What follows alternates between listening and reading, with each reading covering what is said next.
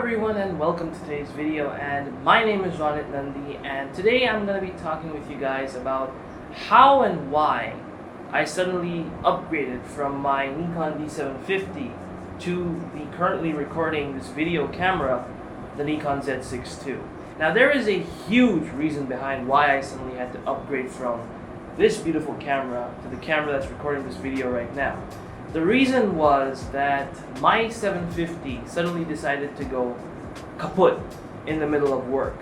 Not exactly kaput, but the display decided that it doesn't really want to work normally anymore.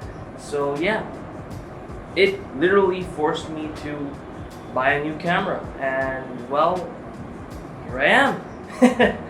a few months back, I believe it. I think it was a few months back, I made a video on why I still love using the D750 in 2025, and there is no doubt when I say that I really didn't want to upgrade so early.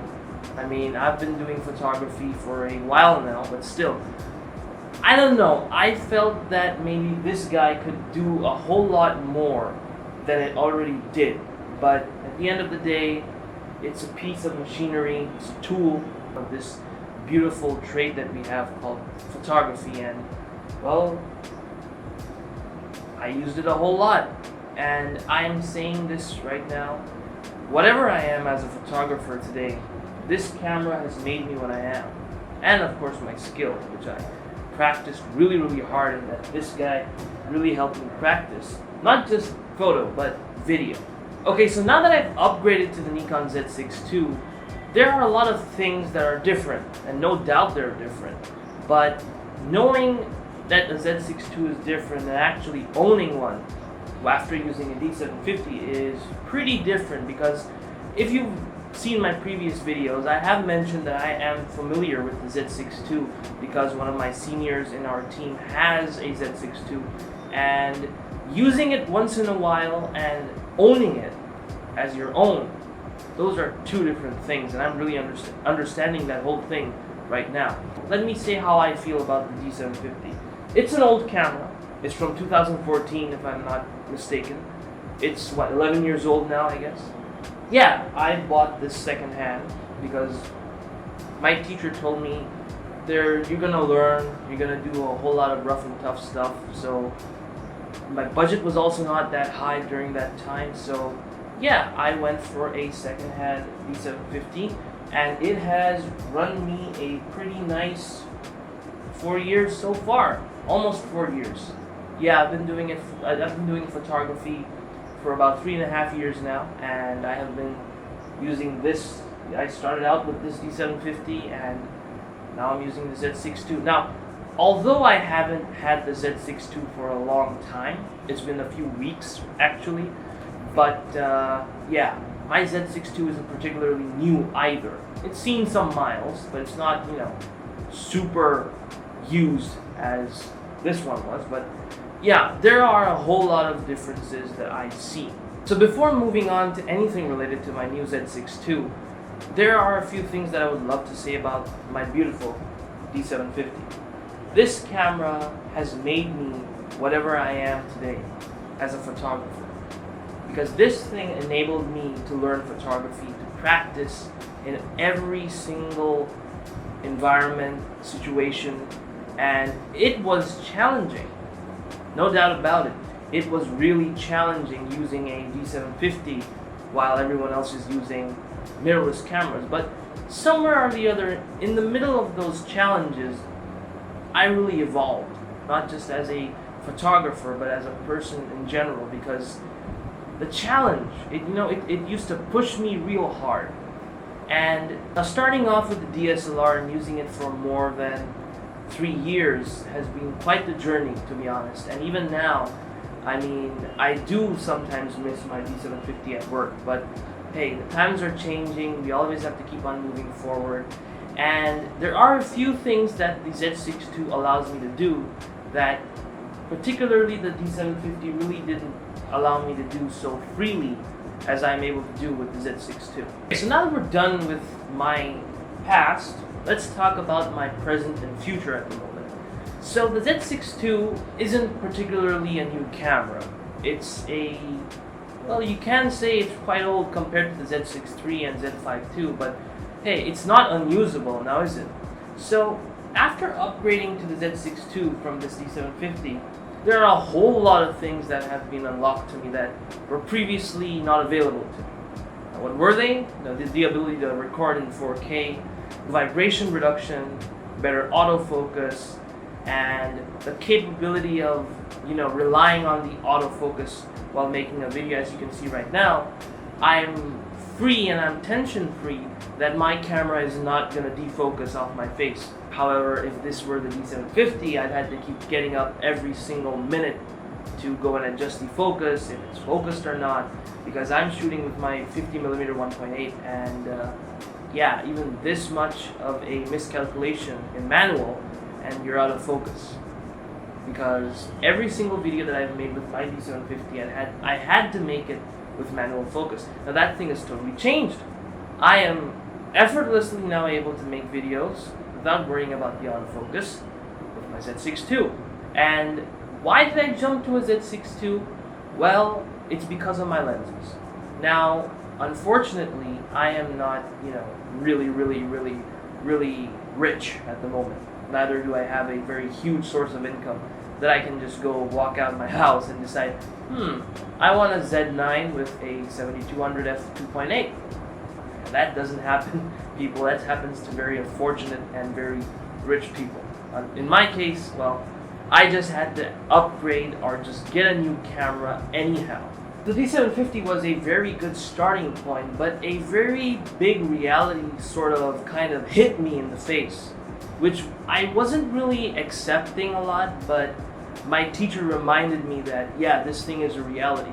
You see, the gap between a mirrorless camera's video capabilities and a DSLR's video capabilities is pretty huge, and I've mentioned that in my previous video about the Nikon D750, that the only thing you can rely on is doing your manual focus adjustment, because your autofocus is not trustworthy if you're using a D750. Now the Z6II allows me to not have that constant tension in my head that, oh boy, am I in focus? Now, why did I particularly jump to the Z6II? Well, like I said, my budget was really tight and I couldn't afford to buy new lenses because I already had a 50mm 1.8 and a 24-120 f4 from my D750, and all I needed to do with the Z6II was buy an FGZ2 or an FGZ1 adapter, and I would be able to use my Nikon glass of the D750 with my Z6II. And that is exactly what I did. I went ahead and bought this camera as well as a FGZ2, and voila, I'm using my F-mount lenses in my Z mirrorless body. So that is exactly the main specific reason why I stuck to Nikon, why I didn't jump to Sony, why I didn't jump to Canon. Well, like I said before, Nikon has made me whatever I am. The D750 has made me whatever I am because it was my first camera. I know Nikon's much more better than I would know a Sony or a Canon because the season's coming up. Photography, wedding season, and in general, work is coming up. And, constantly having to learn again and again, over and over again, sometimes in some situations is pretty hard. So upgrading to a Nikon kind of helped, but there are still a few things that are different than the D750 right here, the Z6II, that I'm still having to learn. So yeah, overall, the upgrade has been quite great, honestly, because here are a few examples of the photos that I've so far taken with the Z6II.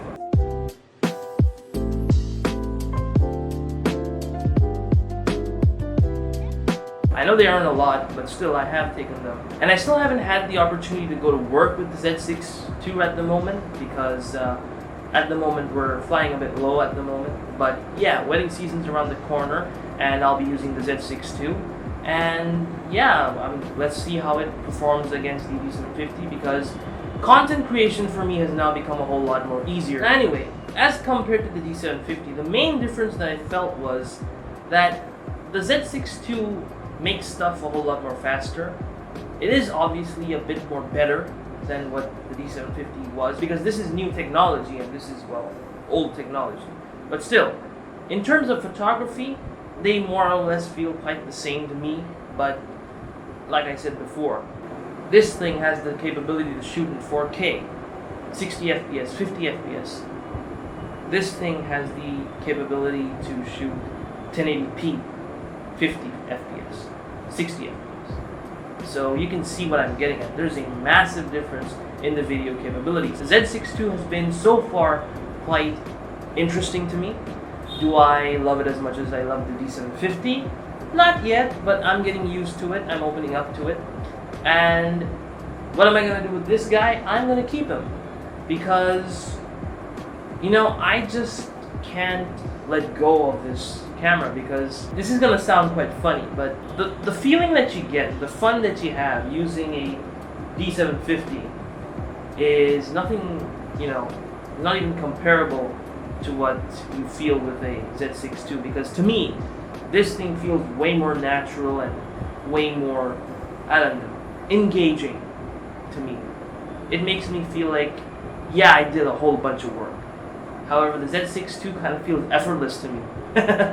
It feels like half of my work is somewhere missing. Did I really do enough to take that photograph? So far, as much as I've used the Z6II, that is basically what I'm feeling right now. Is that, did I do enough? Did I expose correctly? So I'm going back to my preview menu and checking, yeah, it is properly exposed. So yeah, I mean, the easier part has kind of, you know, tricked me a bit. I think maybe, you know, using something you had to adjust so much kind of has that effect on you. But yeah, if there is one thing that is kind of inconvenient with the Z6II, to me at least, as a Nikon user, the Kelvin area, that could be a bit more better, because I'll have to change the buttons eventually, because by default in the Z6II there are 2 buttons over here, right? And whenever I'm having to change the Kelvin, the white balance, I'm having to click here and then adjust using this, not the back slider. So that is feeling pretty inconvenient to me, because in my D750, as you can see right here, there's a white balance button. I click on this, I do this, and my white balance is changed. But in the Z, yeah, I'm having to click like this and then do this. And sometimes it's really feeling inconvenient, because the lens is right here and my finger is right here, and it kind of feels stuck sometimes. Aside from that, so far, I don't have any major complaints with the Z6II. But yeah, I'll be updating you guys on how my journey goes from henceforth from now on with the Z6II. And thank you all for showing the appreciation you all showed for the D750 video. And more stuff will now be coming, definitely, because now I can make content a whole lot more easily. And yeah, I will give you a bit of a long-term update about how everything goes. So yeah, I hope you all enjoyed this video, and I'll see you in the next one.